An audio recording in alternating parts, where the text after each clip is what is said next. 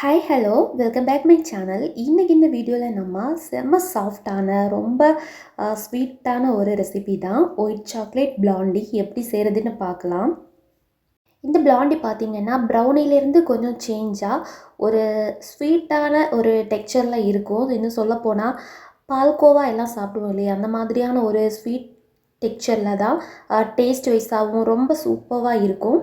ப்ரௌனியில் சின்னதாக ஒரு bitter taste வரும், டார்க் காம்பவுண்டு கொக்கோ பவுடர்லாம் சேர்க்குறதுனால.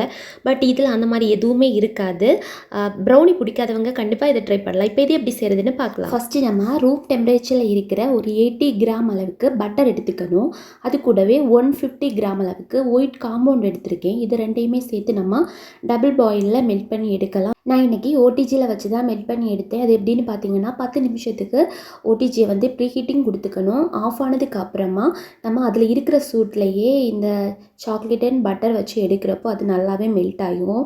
கொஞ்சம் நேரம் தாண்டி நம்ம பார்க்கலாம். தென் வந்து பிளாண்டி செய்கிறப்ப இந்த ப்ரௌன் சுகரை வந்து மஸ்ட்டு ஆட் பண்ணணும் அப்படிங்கிறது தான் என்னோட சஜஷன். வேணான்னு நினச்சிங்கன்னா ஸ்கிப் பண்ணிக்கோங்க. நான் யூஸ் பண்ணுறது பார்த்திங்கன்னா பேரிங்கிற பிராண்டில் தான் ப்ரௌன் சுகர். இது பார்த்திங்கன்னா 750 கிராம். எம்ஆர்பி பார்த்திங்கன்னா 90 ருபீஸ். நிறைய பேர் கேட்டிருந்தீங்க, ஸோ வந்து அதனால தான் நான் இதை வந்து காண்பிச்சிருக்கேன்.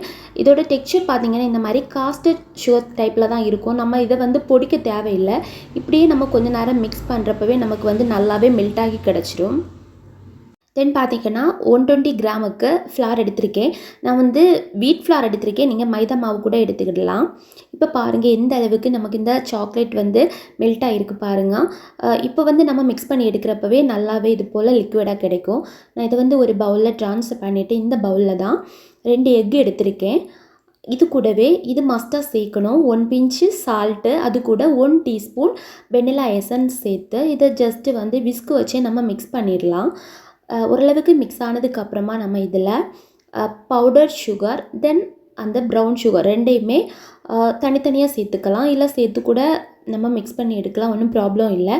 எப்படி சேர்த்தாலுமே நம்ம அந்த சர்க்கரை ப்ரௌன் சுகர் ரெண்டுமே நல்லா கரையிற அளவுக்கு நல்லா மிக்ஸ் பண்ணி எடுத்துக்கோங்க. நம்ம ப்ரௌனி வீடியோஸில் எல்லாமே இதே தான் நான் சொல்லியிருப்பேன், அதே தான் ரிப்பீட்டடாக வருது. பட் இதுதான் அதோட ப்ரொசீஜர்.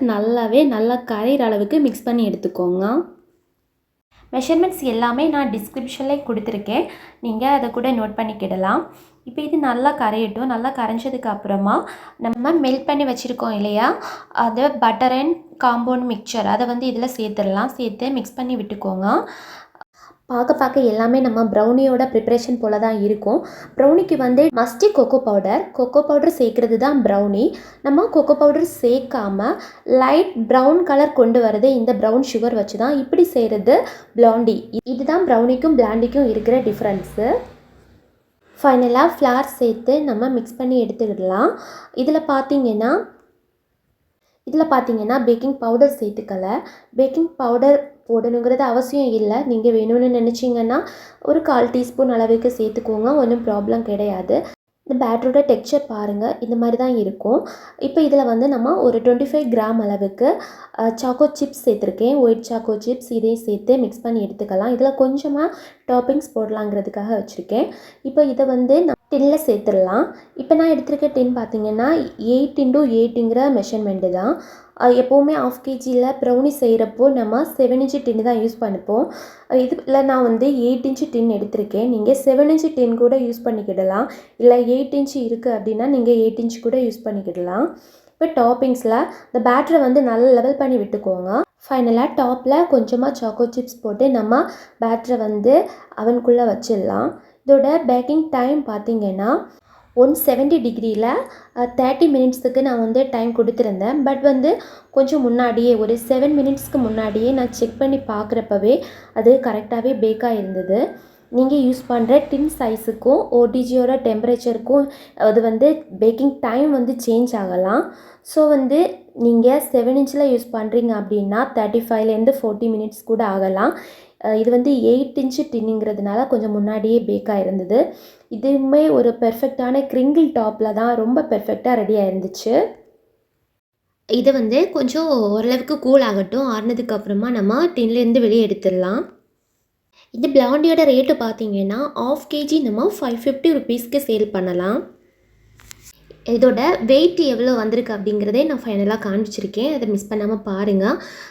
இன்னும் உங்களுக்கு ஏதாச்சும் டவுட் இருக்குது அப்படின்னா கூட நீங்கள் கமெண்ட்டில் கேளுங்க, நான் ரிப்ளை பண்ணுறேன். இதோட வெயிட் பாருங்கள், டோட்டலாக வந்து 600 கிராம் அளவுக்கு இருக்குது. இது வந்து நல்லா கூலாகிற டைமில் இன்னுமே இது வந்து வெயிட்டு கொஞ்சம் கம்மியாகும். இப்போ இது வந்து 1/2 kgக்கான ரெசிபி. உங்களுக்கு 250 கிராம் வேணும் அப்படின்னா நான் இப்போ கொடுத்துருக்க இந்த மெஷர்மெண்ட்ஸை வந்து நீங்கள் பாதியாக எடுத்துக்கோங்க, அவ்வளோதான். வீடியோவுக்கு மறக்காமல் லைக் பண்ணுங்கள். தேங்க்யூ.